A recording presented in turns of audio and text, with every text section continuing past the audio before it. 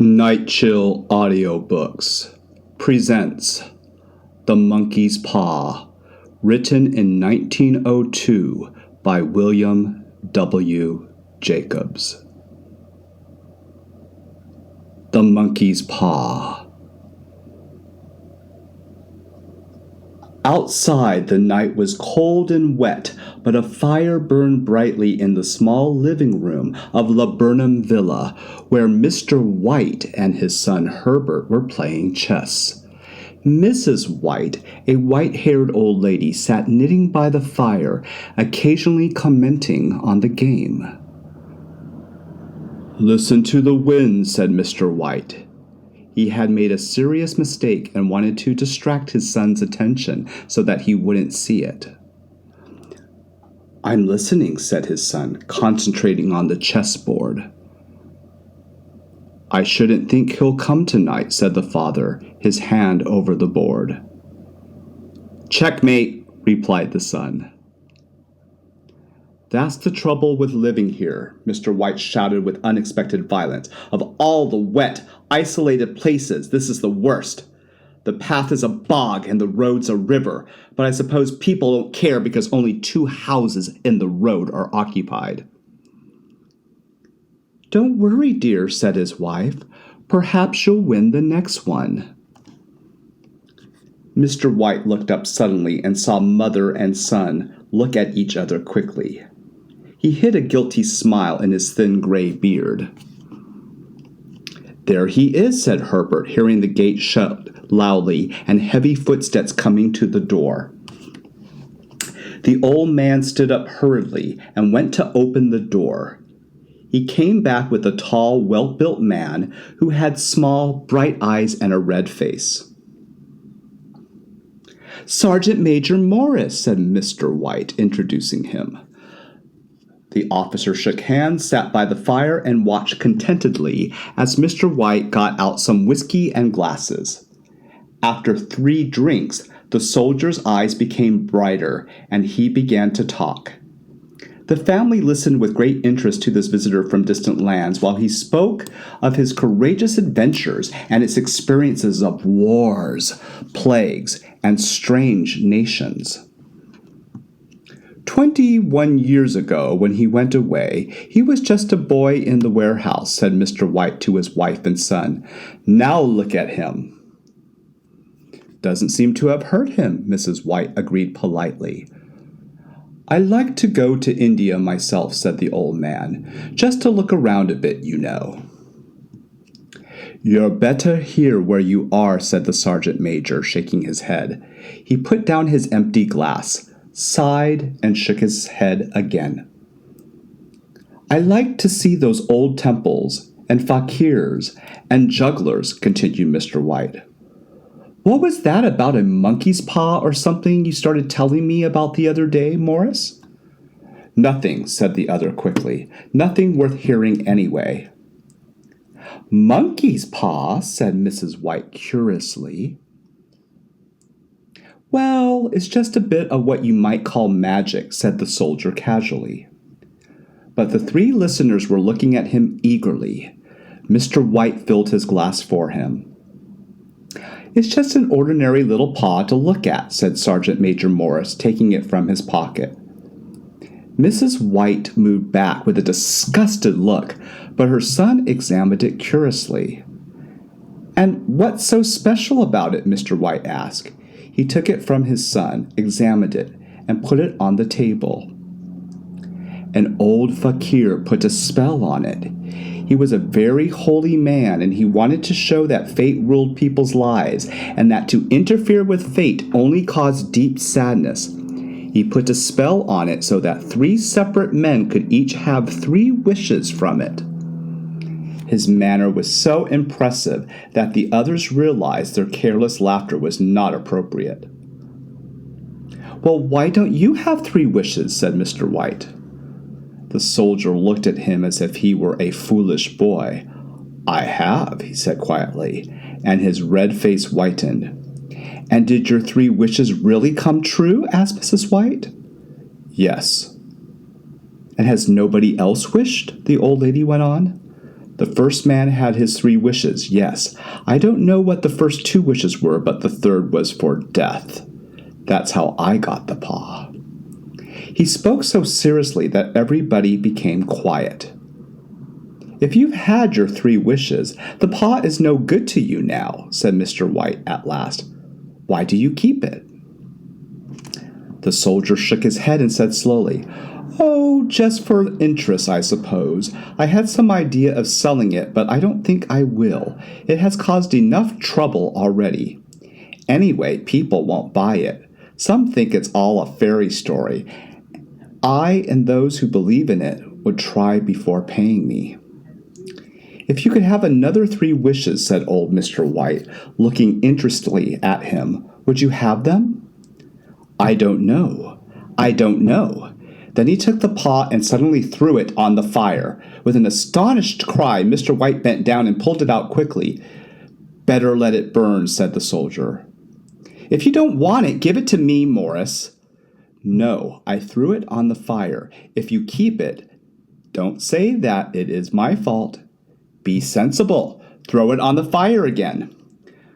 But examining his new possession closely, Mr. White shook his head.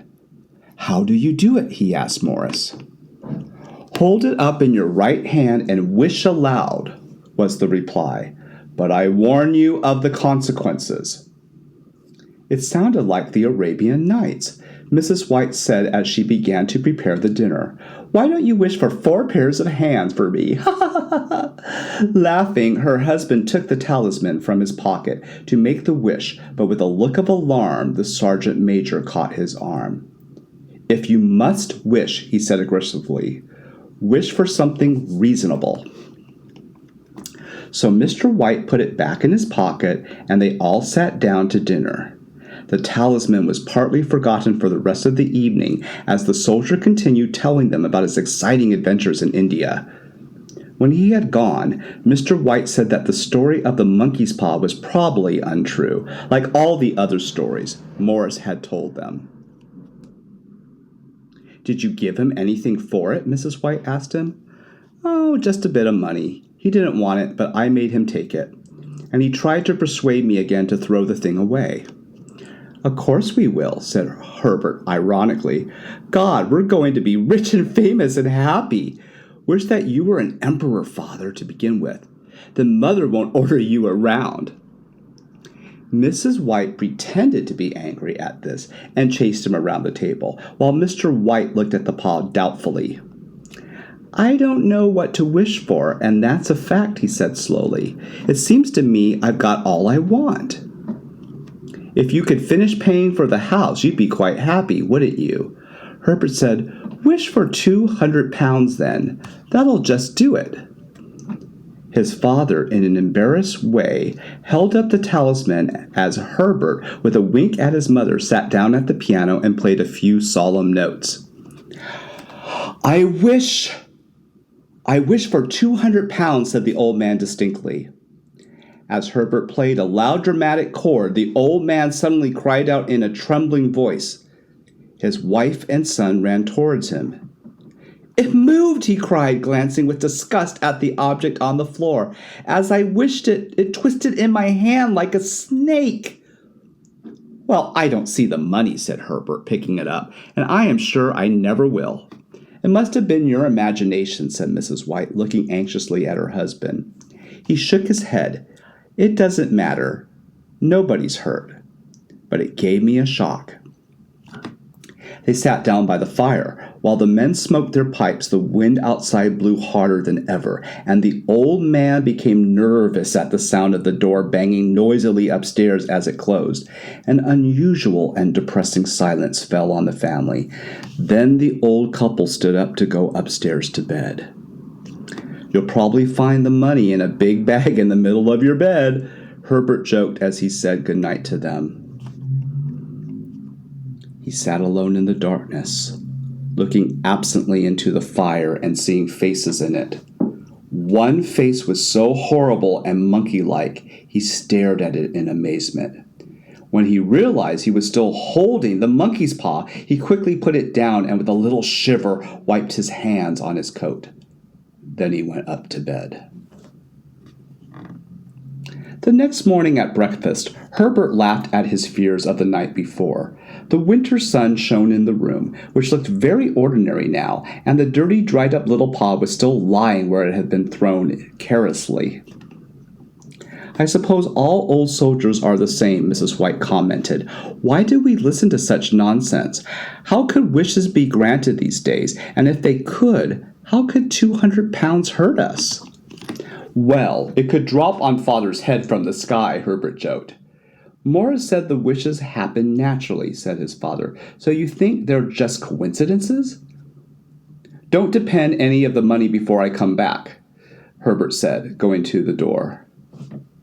His mother watched him walk down the road to work. Of course she didn't believe that the talisman could grant wishes, yet later that day she ran quickly to the door when the postman knocked, and she was disappointed that it was only a bill. "I expected Herbert will joke about it even more when he comes home," she said at dinner.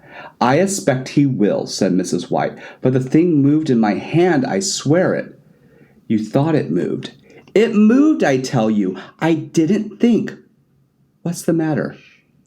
His wife made no reply. She was watching the mysterious movement of a man outside in the street, who seemed to be trying to decide whether to open the gate and enter. She noticed that the stranger was well dressed and wore a new silk hat. 3 times he paused at the gate and walked away. The 4th time he stopped and put his hand on the gate, then suddenly opened it and walked up the path. Mrs. White opened the front door and brought the stranger into the room. He seemed worried and uneasy, and looked at her from the corner of his eye. "I was asked to call," he said hesitantly. "I am from Ma and Megan's." The old lady looked surprised. "Is anything wrong?" she said breathlessly. "Has anything happened to Herbert? What is it?" "Now don't worry," said her husband. "I'm sure he hasn't brought bad news. Have you, sir?" he concluded, looking hopefully at the visitor. "I'm sorry." "Is he hurt?" demanded the mother wildly. The visitor looked down. "Badly hurt," he said quietly, "but he's not in any pain." "Oh, thank God for that." But the sinister meaning of the visitor's assurance suddenly became clear to the old lady, and she looked at him. His face was turned away, confirming her worst fears. She caught her breath and put her trembling hands on her husband's. There was a long silence. "He became trapped in the machinery," said the visitor in a low voice. "Trapped in the machinery," repeated Mr. White in a daze. He sat staring through the window, and taking his wife's hand, he pressed it as he used to when they were young lovers nearly 40 years before. "He was our only son," he said to the visitor. "It is hard." The other coughed and walked slowly to the window. "The firm wished me to express their sincere sympathy with you in your great loss," he murmured without looking at the old people. There was no reply. Mrs. White's face was pale, her eyes staring. The expression on Mr. White's face was dark and serious. "I have to tell you that Ma and Megan's do not hold themselves responsible for what happened," the visitor continued, "but in the consideration of your son's services, they wish to give you a certain amount of money as compensation." Dropping his wife's hand, Mr. White stood up and stared at the man with a look of horror. "How much?" he said. 200 pounds. The old man smiled faintly, but out his hand like a blind man and fell to the floor unconscious. Having buried their son in a huge new cemetery 2 miles away, the old couple came back to the house full of shadow and silence. It was all over so quickly that at first they hardly realized it. They expected something else to happen, something that would lift the intolerable weight from their old hearts. But the days passed, and their expectation changed to resignation. They hardly talked. They had nothing to talk about now, and their days were long and empty. It was about a week later that the old man woke up suddenly in the night and heard the sound of quiet crying coming from the window. He sat up and listened. "Come back to bed," he said tenderly. "You'll get cold." "It is colder for my son," said his wife, who continued weeping. The sound of it gradually faded as the old man fell asleep again, until a sudden wild cry from his wife woke him up with a start. "The paw!" she cried wildly. "The monkey's paw!" "Where? Where is it? What's the matter?" the old man said, alarmed. She came towards him. "I want it. You haven't destroyed it." "It's in the living room," he replied, amazed. "Why?" Mrs. White laughed and cried at the same time and kissed his cheek. "I've only just thought of it," she said hysterically. "Why didn't I think of it before? Why didn't you think of it?" "Think of what?" "The other 2 wishes. We've only had one." "Wasn't that enough?" he demanded fiercely. "No, we'll have one more. Go down and get it quickly and wish our boy alive again." The old man sat up in bed and threw the bedclothes from his trembling body. "Good God! You are mad!" he cried. "Get it!" his wife said breathlessly. "Get it quickly and wish, oh, my boy, my boy!" Mr. White lit the candle with a match. "Get back to bed. You don't know what you're saying." But the old woman said feverishly, "Our first wish was granted. Why not the second?" "A coincidence," the old man stammered. "Go and get it and wish." Mrs. White was trembling with excitement. The old man looked at her and his voice shook. "He had been dead 10 days, and also I could only recognize him by his clothes. He was too horrible for you to see then. What do you think he looks like now?" But his wife pulled him towards the door. "Bring him back! Do you think I'm frightened of my own son?" He went downstairs in the darkness and felt his way to the living room and then to the mantelpiece. The talisman was there. Suddenly he was possessed by a horrible fear that his unspoken wish might bring his mutilated son back before he could escape from the room. In a cold sweat he groped his way round the table and along the wall until he was in the small passage. The dirty, twisted, dried-up thing was in his hand. Even his wife's face seemed different as he entered the bedroom.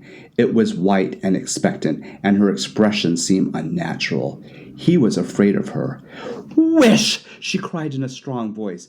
"It is foolish and wicked," he stammered, hesitating. "Wish!" repeated his wife. He raised his hand. "I wish my son alive again." The paw fell to the floor. He looked at it in fear. Then he fell trembling into a chair. With burning eyes, his wife walked to the window and raised the blind. Mr. White sat until he was chilled to the bone, glancing occasionally at his wife, who was peering through the window. The candle flame, which had burned low, threw pulsating shadows on the ceilings and walls until it slowly went out. The old man, feeling an inexpressible relief that the wish had not worked, crept back to bed. A few minutes later, his wife also came to bed, silent and depressed. Neither spoke, but lay silently listening to the ticking of the clock. A stair creaked. A squeaky mouse ran noisily through the wall. The darkness was oppressive. After building up his courage for some time, Mr. White lit a match, and taking the matchbox with him, went downstairs for a candle. At the bottom of the stairs, the match went out. He paused to strike another one, and at the same moment there was a knock at the door. A knock so quiet it was almost inaudible. The match fell from his hand. He stood like a statue, his breath suspended. The knock came again. He turned and fled back to the bedroom, closing the door behind him. A third knock sounded through the house. "What's that?" shouted the old woman, sitting up suddenly. "A rat," Mr. White's voice shook. "A rat. It passed me on the stairs." His wife sat and listened. A loud knock kept echoing through the house. "Oh, it's Herbert!" she screamed. "It's Herbert!" She ran to the bedroom door, but her husband was faster than her. He caught her by the arm and held her tightly. "Where are you going to?" he whispered. Mrs. White struggled to free herself. "It's my boy. It's Herbert. I forgot it was only 2 miles away. What are you holding me for? Let's go. I must open the door." "For God's sake, don't let it in," cried the old man, trembling. "You're afraid of your own son? Let me go! I'm coming, Herbert, darling, I'm coming!" There was another knock, and another. With a sudden, violent movement, the old woman broke free and ran from the room. Mr. White followed her to the top of the stairs and appealed to her to stop as she hurried downstairs. He heard the chain rattle back. The stiff bolt at the bottom of the door was slowly pulled open. Then Mrs. White's voice came, strained and breathless. The bolt at the top. "I can't reach it. Come down." But Mr. White was on his hands and knees, groping wildly on the floor to find the paw. If he could only find it before the thing outside got in. Now a continuous knocking began to echo through the house. He heard the sound of a chair scraping across the passage floor as his wife pulled it against the door. He heard the creaking of the bolt as it was slowly opened. At the same moment, he found the monkey's paw and frantically breathed his third and last wish. The knocking stopped suddenly, though it still echoed in the house. He heard the chair scraping back from the door. He heard the door opened. A cold wind rushed up the stairs, and a long, loud wail of disappointment and misery broke from his wife. It gave him the courage to run to her side, then to the gate outside. The street lamp opposite the house shone flickering on a quiet and deserted road. The end.